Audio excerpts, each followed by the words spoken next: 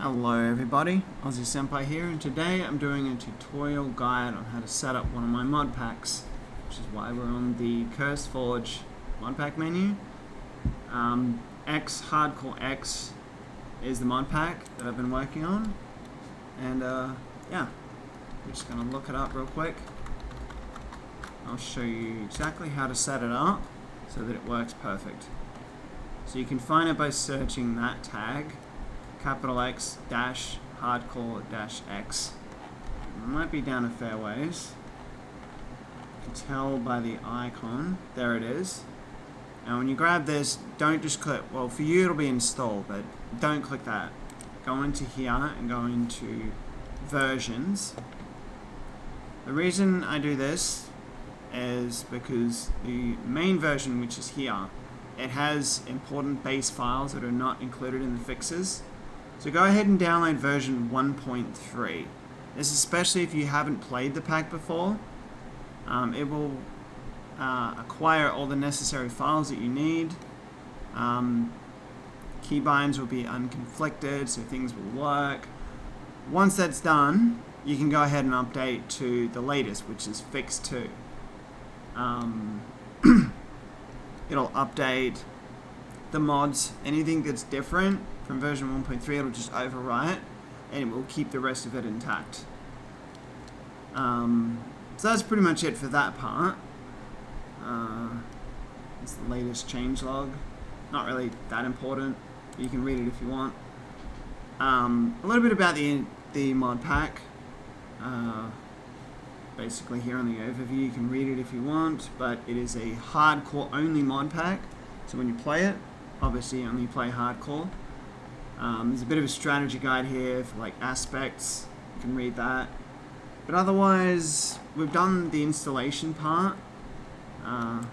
Yep, so version 1.3, and then when it's done, just update to this.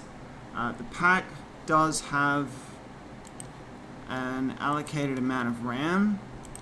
I'd say up to 8 gig is sufficient. You can probably get away with a bit less, but it may struggle in some cases. So between 6 and 8, definitely. You can actually take out you can disable the texture packs. Anyway, I'm going to load up the mod pack, so I'll be back in just a moment, and we'll resume from there. Alright everybody, we're now at the menu. Just one thing I did forget to mention, when loading this with Optifine, the loading time towards the end does seem to be exceptionally longer. I'm not sure why, maybe something to do with resource loading, but yeah, it's best not to click or do other things while this pack is loading, because you may get a crash error, something to do with better dark screen or something. So yeah, just let it load all the way to the menu. That's the best way to do it. Yeah, anyway, now with that out of the way, here we are at the menu. I've got a couple of things to go through. Resource packs. As you can see, I've already got some loaded. This is fairly normal. You'll probably notice something similar as well when you load in. These are all basically the lightest ones available. I think this one I added in myself, I'm not sure. But otherwise, these will already be loaded. Nothing to worry about, though, just to improve the quality a little bit. But yeah, you won't have to change any of these. If you are not using Optifine, you have less RAM in your system, you may turn them off, but generally it's a better experience with them on. These are just optionals. You don't really need to use them, they're just there. But anyway, that's that part. Now, controls, generally these would be set to something a bit more default. So your vanilla controls you can set however you want. So you obviously want things to work properly, but anything else has been set to be not conflicted. So most of these are set up properly. But yeah, show conflicts, there's very few. That's because some things have shed, but otherwise you only need to set like, jump, sneak, sprint, and that's pretty much it. I highly advise not resetting to default. It's probably the worst thing you can do because everything will get conflicted and you can't do things properly. The reason being that's very critical is that this pack is based on a very specific setup. You want it to work effectively. So yeah, it's pretty much set up the way it is, and you're not really meant to edit it. Like, the mods are all set up the way they are. There's no need to edit. We've done all the work for you, pretty much. Now that that's out of the way, what else am I missing? Quality options, they're pretty much set up. I am using Optifine, so these options will be set up for you as well. There's really not that much to do except for the controls. Let's just jump into a world, I guess. Alright, okay, I've got quite a few worlds. I've been playing this pack for quite a while, so there's a few here. Alright, what do I do? That world doesn't work anymore.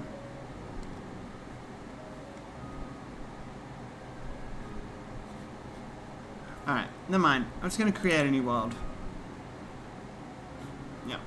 Alright, I have to go through this part anyway.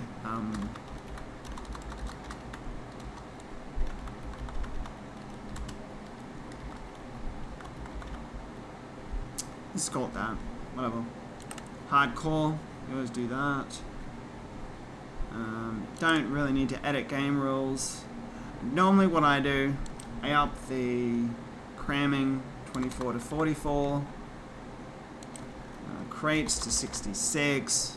These are completely optional. You don't have to do this at all. It's just kind of like fine-tuning stuff. This one, put on 6 as well.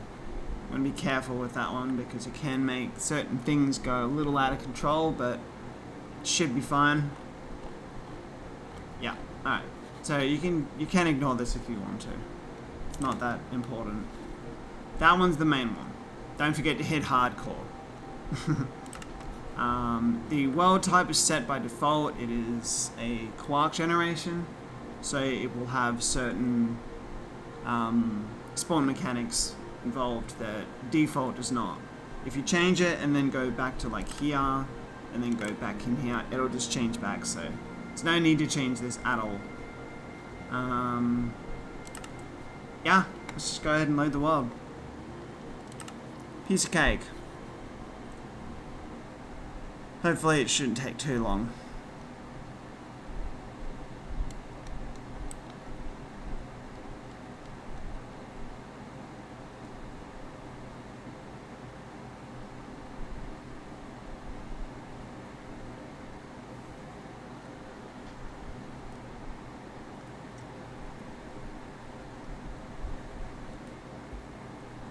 Halfway there. Cool.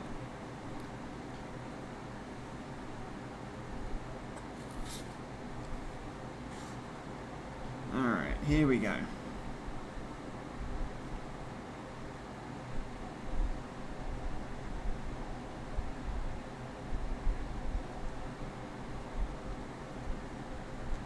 Right, first thing you'll get when you load in is this screen. If you're playing on single player, the game's paused. I can see the time behind. It's not changing, so you are safe. For this one, I'm going to choose... Actually, I'll go through all of them. So Warrior has a strength build. Oh, when you click it, it starts the time. Okay, so I've got to be quick. Yeah, so more strength, but with a shield you get slowness. Ninja is based on speed, but has a weakness with an axe. And the Archer has great mobility, but your armor is reduced. So you can pick based on that. I'm just going to go Ninja for the speedy approach. And as you'll see, yep, it's got like biomes that show up whenever you load in. One sec, I'm just going to change something real quick.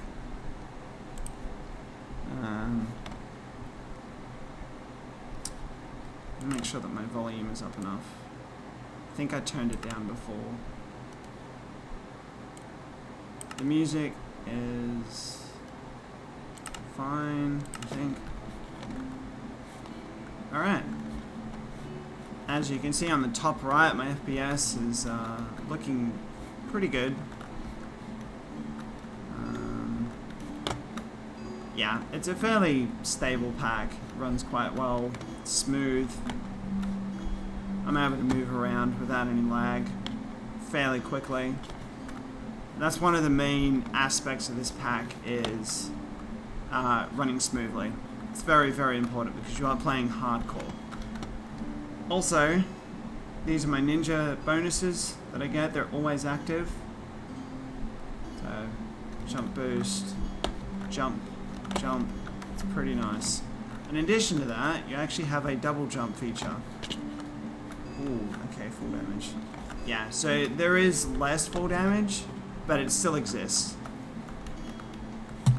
If you do a double jump and you're not careful, you'll just go splat. Yeah. Anyway, let's get started. I'm gonna sort out my inventory stuff. And oh yeah, so this thing here, with any vanilla tool, you can actually see, like, there's tool, weapon, there's no requirement yet, but if I do this, see how it says the combat 2.1 and it's in red? It means I cannot use as a weapon. If it doesn't say tool, it means I can use it as a tool. But the silent gear has some traits that I usually like, so I'm going to use that. I generally do it. I get more out of silent gear than vanilla, so we'll see how that goes. Is that spruce tree? Alright, so you chop the lowest, it chops the whole tree down. Love it. That's alright. Alright, so that's how that works. Getting started. You choose a kit. You've got a starter kit. It's the same every type. Okay, that I don't want to do. So keep the vanilla.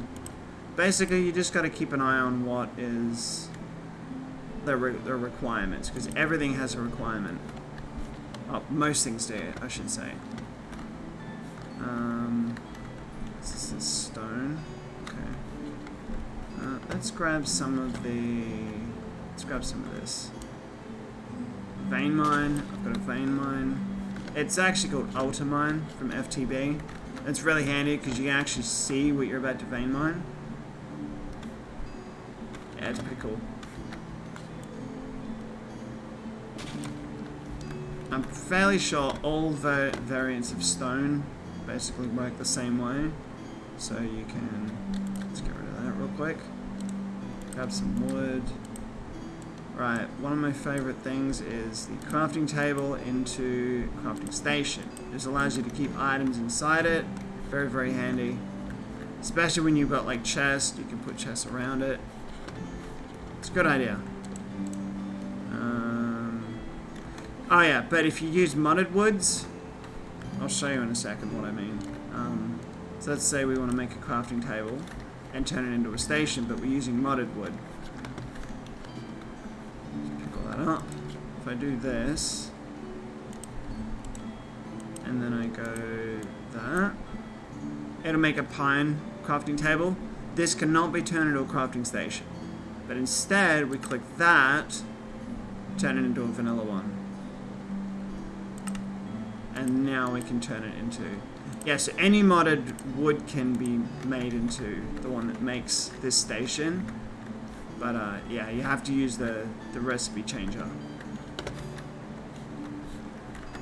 Alright, well that's pretty good for the basics. As you can see, we've got a mini-map at the top left. It is very small. It is designed that way on purpose. The minimap is not to be changed at all. It's completely functional the way it is. Little dots indicate things that are around. You've got purple dots, which I think are Items on the ground. Let's have a look. I think. Okay, that's weird. Glitched. Huh.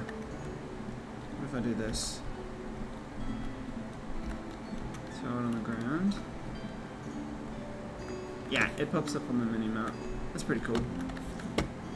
Anyway, let's look around and see what's going on. So what else we've got? We've got the information on the left side, the day and time, which is pretty useful. You want to know if nighttime is approaching, you can just look up, but if you're in a cave, you can't really tell. So it's just a simple info panel. You've got the HUD info, the RPG HUD, which shows the durability of the items I'm holding, also kind of useful. And I'm really booking it with this. Ooh, hello. So we've got a couple of islands here. We've got a nice mountain. So it looks like we're in Dover Mountains. Yep, cool. Let's have a look at our full screen map. Okay. Ooh, hello. So this is where we are now. Is that a floating island? Yes, it is. Alright, we're not going to be getting up there anytime soon. So let's just ignore that. We're going to go over towards the village.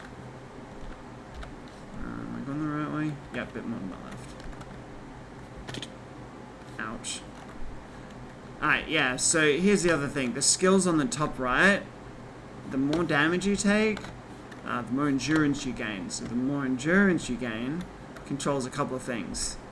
Your ability to take damage, as well as regen.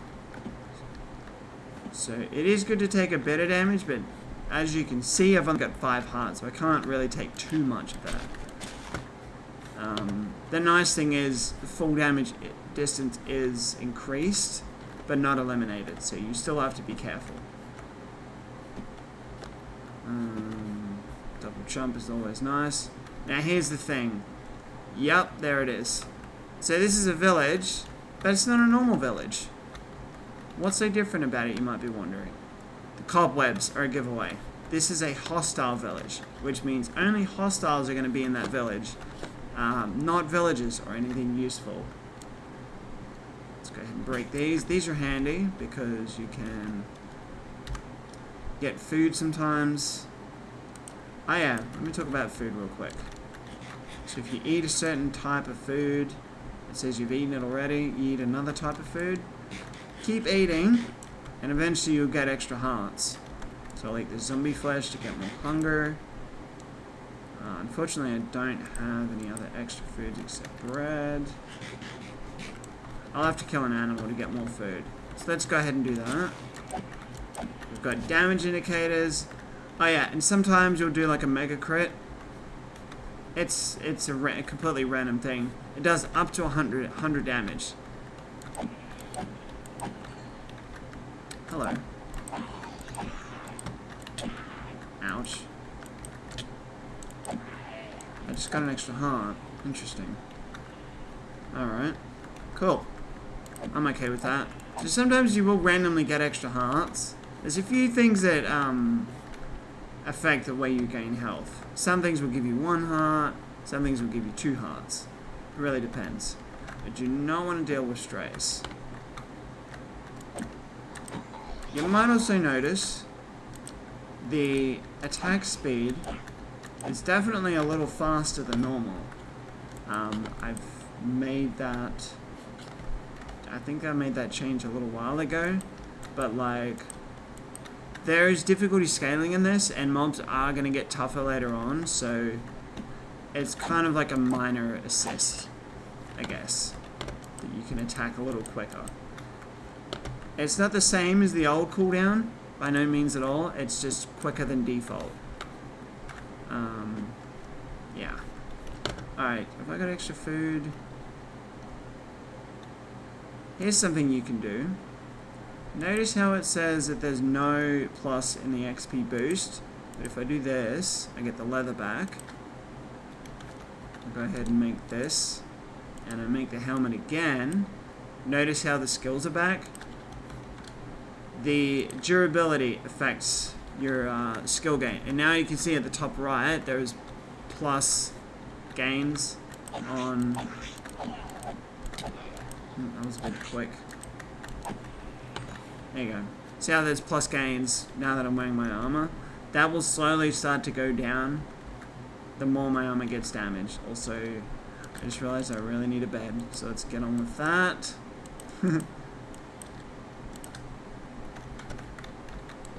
Right outside the village, because... oh, yeah, that's right. I made it so that the first night, if you're trying to sleep before the set time, you won't be able to. So it just makes it a little bit more challenging.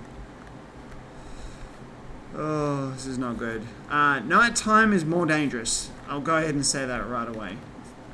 Nighttime is definitely more dangerous. More mobs can spawn. They can be a little tougher. You've got to be careful. I'm just going to move away.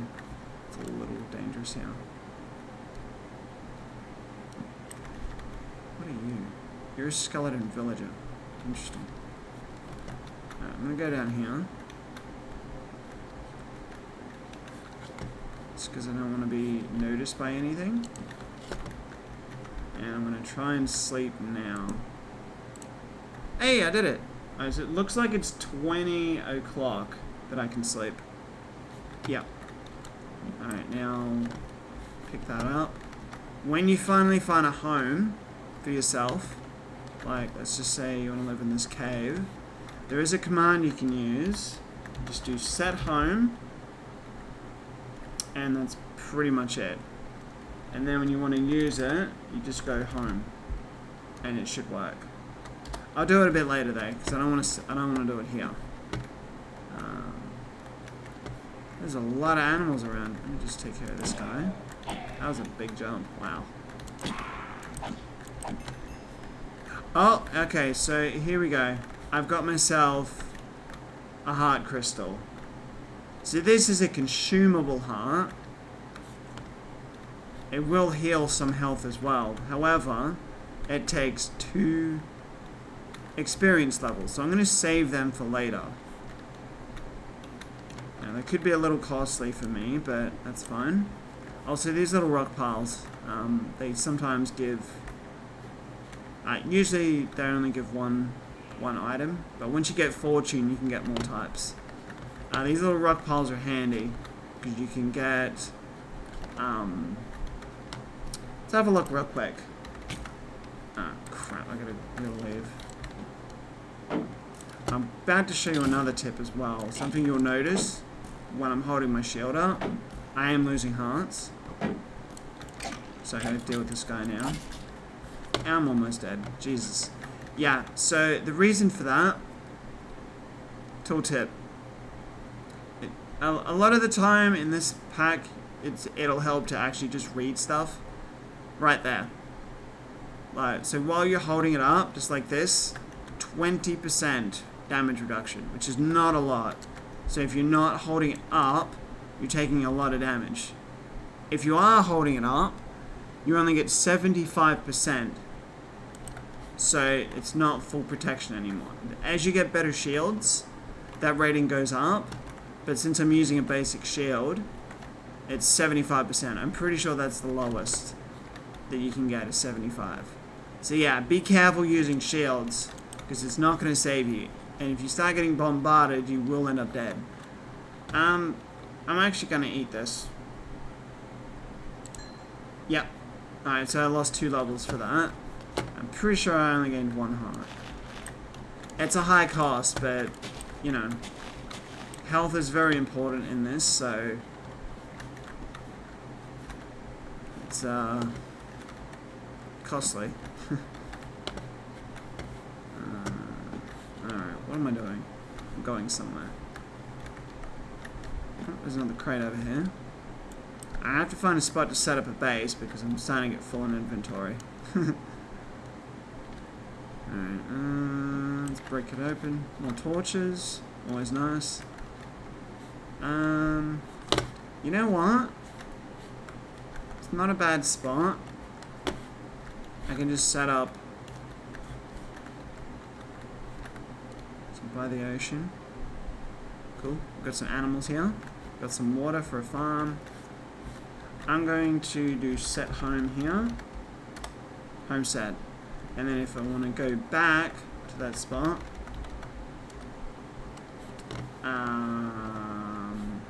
wait, why did that happen? I didn't actually...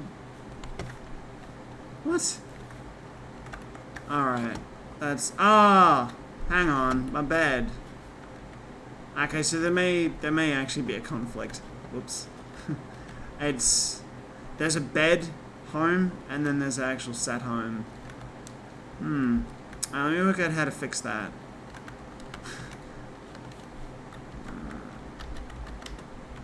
That's the one. You gotta type it in twice. So the default one is... Yeah. Sorry, that was my bad. I actually knew that. I just forgot. So you gotta do /home by default. And then... I think if you do... No, it doesn't have homes. Okay, never mind. Doesn't matter. All good. So you just do /home space home.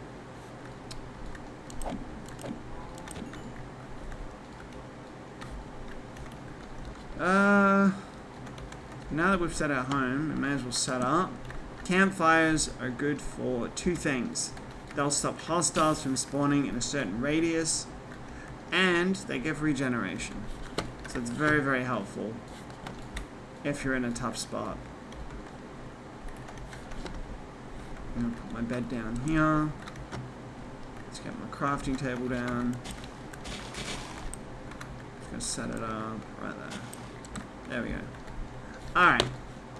So now that we're pretty much set up, this has been my guide to the mod pack. I'm going to stop it right here. Because I pretty much explained how to actually set up the pack and get into it. With a little bit of a preview on how to play it in game. So if you do have any questions about it, leave a comment. I'll put the link to the mod pack in the description, so you can actually go to the website. And yeah, hopefully this will encourage you to check out the mod pack and play it, because it is a lot of fun.